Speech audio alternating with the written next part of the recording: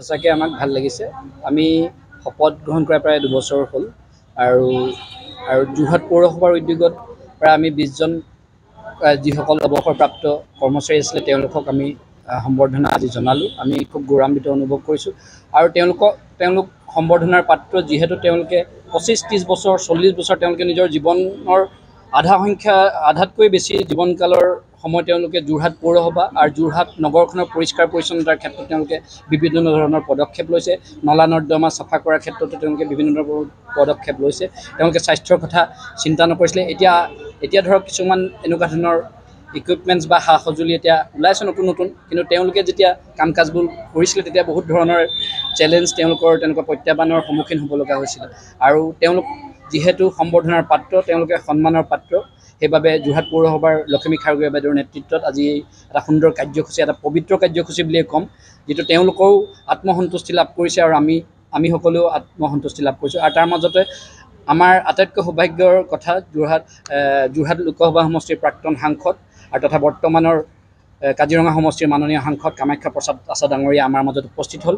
আৰু তেখেতেও যিসকল অৱসৰপ্ৰাপ্ত সম্বৰ্ধিত ব্যক্তি তেখেতসকলকো উৎসাহিত কৰিলে আৰু বিভিন্ন ধৰণৰ প্ৰেৰণাদায়ক কথা তেখেতে ক'লে।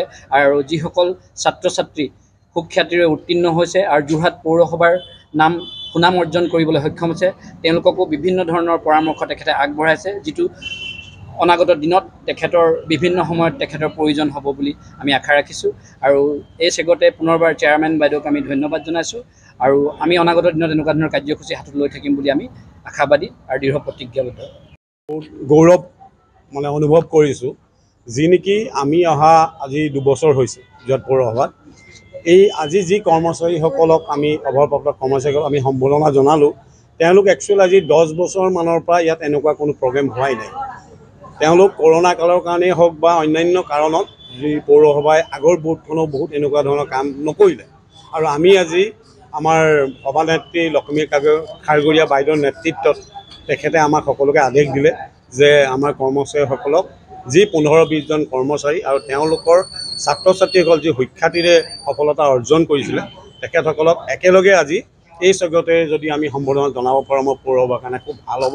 আৰু আগন্তুক যিসকল আমাৰ পৌৰসভাৰ কৰ্মচাৰী ল'ৰা ছোৱালীখিনি এটা ভাল এনাৰ্জি পাব তেওঁলোকে পঢ়াৰ ক্ষেত্ৰত। হয়, এই বিষয়ে সঁচাকৈ বৰ চিন্তিত। আজি যি আমাৰ কাজিৰঙা গোলাঘাট লোকসভা সমষ্টিৰ MPয়ে যিখিনি কথা কৈ গ'ল, সঁচাকৈ আমাৰ যোৰহাটৰ এটা ভয় লগা পৰিৱেশ আজি আমি গম পাইছোঁ। আমি গম পাই আছোঁ সৰু সুৰাকৈ, কিন্তু যে এতিয়া ইমান ড্ৰাগছ এডিক্ট হৈ গৈছে যোৰহাটত আৰু এনেধৰণৰ বেমাৰ যে হৈছে, সঁচাকৈ আমি সকলোৱে খুব আমি এতিয়া এই ক্ষেত্ৰত আমি কেনেকৈ ইয়াক প্ৰতিৰোধ কৰিব পাৰোঁ, কেনেধৰণে আমাৰ ফালৰ পৰা আমি এইখিনি সেৱা আগবঢ়াব পাৰোঁ, যাতে উঠি অহা ল'ৰা ছোৱালী যুৱকসকলে যাতে এই বিষয়টো বা ড্ৰাগছৰ কবলৰ পৰা বাহিৰ কৰিব পাৰোঁ, ইয়াৰ ওপৰত আমাৰ চেষ্টাটো সদায় অব্যাহত থাকিব। আৰু যোৰহাট পৌৰসভাই এয়া কৰিবলৈ যাওঁতে কেতিয়াও কুণ্ঠাবোধ নকৰে। আমি সদায় ৰাইজৰ ভালৰ বাবে কাম কৰি যাবলৈ ইচ্ছুক। পৌৰসভাত হৈছে আৰু এই অনুষ্ঠানটো যিসকলে আমাৰ পৌৰ সদস্য, বিশেষকৈ আমাৰ যিখিনি লাগি আছিলোঁ পৌৰসভাত 11 নম্বৰ, 3 নম্বৰ আৰু 5 নম্বৰ, গোটেইখিনিকে এই চেগতে মই শলাগৰ শৰাই আগবঢ়াইছোঁ। আৰু বাকী কি হ'ল, আমাৰ যিটো অনুষ্ঠান হ'ল এইটো পৰম্পৰা থাকিব।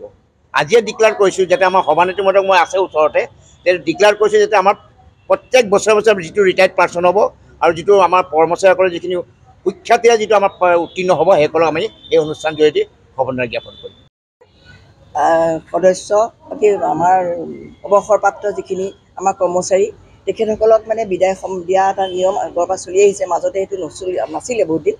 গতিকে আমাৰ কেইবাজনো কৰ্মচাৰী ইতিমধ্যে আমাৰ বিদায় হৈ গ'ল, অৱসৰপ্ৰাপ্ত হ'ল। কিন্তু আমি সেইকাৰণে যেতিয়া অৱসৰপ্ৰাপ্ত তেখেতসকলৰ লিষ্টখন বিচাৰিছিলোঁ, তেতিয়া তেওঁলোকে জনালে, আমাৰ অফিচৰ পৰা জনালে যে আমাৰ আগৰ পৰা বহুত কেইবাজনো আছে।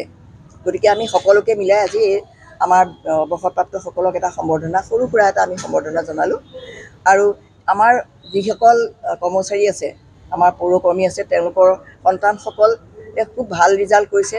2022 চনত আমি তেওঁলোকক ঘৰে ঘৰে গৈ সম্বৰ্ধনা জনাইছিলোঁ, কিন্তু 23 চনত আমাৰ কিবাকিবি বহুত অসুবিধাৰ কাৰণে আমি যাব নোৱাৰিলোঁ।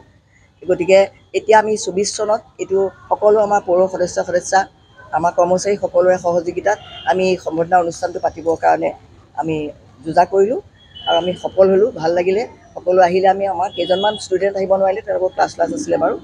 গতিকে আমি ভালকৈ পালন কৰিলোঁ আৰু আমাৰ